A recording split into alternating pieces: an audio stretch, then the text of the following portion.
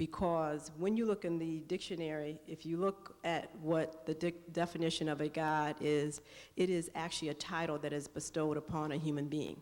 It is not the proper title to give to that creates all things known and unknown to us. That's a totally different entity.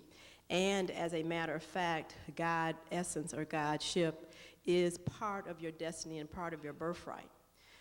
In the world of physics, there's been a tremendous amount of information that's been expressed mathematically to talk about the unlimitedness relative to the energies present in this dimension that we can absorb to transmute, to transcend, to become all kinds of things. But this energy, this light, literally, can only be assessed with proper consciousness or thought. There's something that we are very concerned about in making sure that in our community, I'm talking about my own race family, that men, and especially the women, begin to understand that there are laws that govern this dimension. And irregardless of whether we are aware of them or not, we still are accountable and will always experience their effects. So when we are living in our own world and we do not understand these greater laws that sustain everything, we really usually are living in opposition to them, and it is the stress, the resistance, and the out of alignment with these laws that govern everything that are responsible for a lot of the discomfort, a lot of the perceptions of inadequacy, etc., that we have. There's nothing that comes to this dimension that does not already have a space in time created for it and has not been endowed with a divine gift and talent that, based upon its mentality, can allow it to be the most wealthiest person in this dimension or the poorest. So when we begin to interview people in my office where they really do not understand that they're here for a specific reason with specific gifts and talents that are innate and natural, that flow through them, and that there are people waiting to give them whatever they might want for these talents. There are people waiting to supply them with the resources necessary to provide the talent, etc. And they really begin to feel that they're just out here on their own, that they have to compete, just a litany of very debilitating, how can I say, non-esteeming concepts. Immediately disease begins to enter into the vehicle of that individual. Now, let's get a clear understanding of what it is to be human. Most of us are still walking around thinking that having a physical body is what composes being a human being.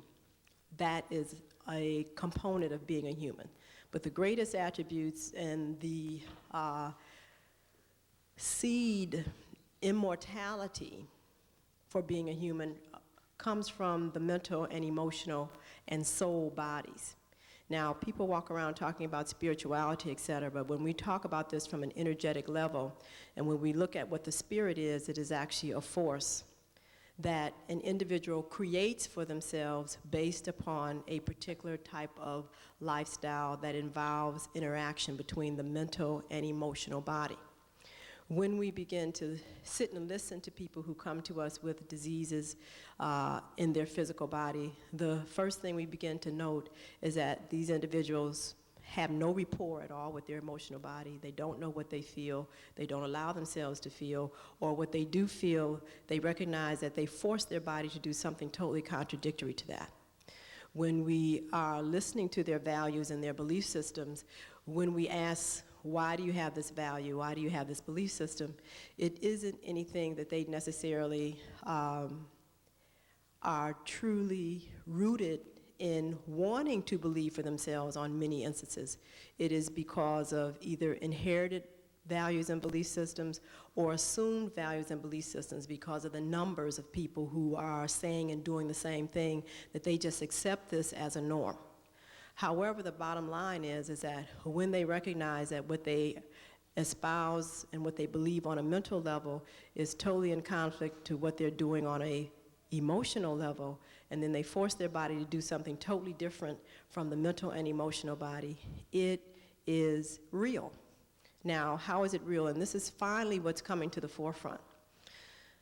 There is a science known as psychoneuroimmunology, and this is something that I'm very fascinated with and have decided to dedicate the rest of my life to, because very few of us are recognizing that the etheric aspects of ourselves, our emotions, our thoughts, become physical when the brain processes them.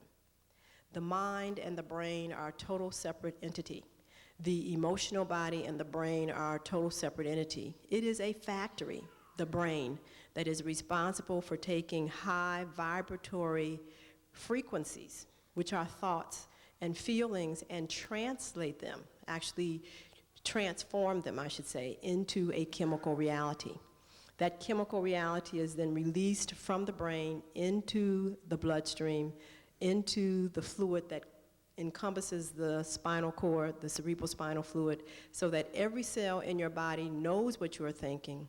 Every cell in your body chemically knows what to do then to create the corresponding feeling based upon the communication between the mental and emotional body.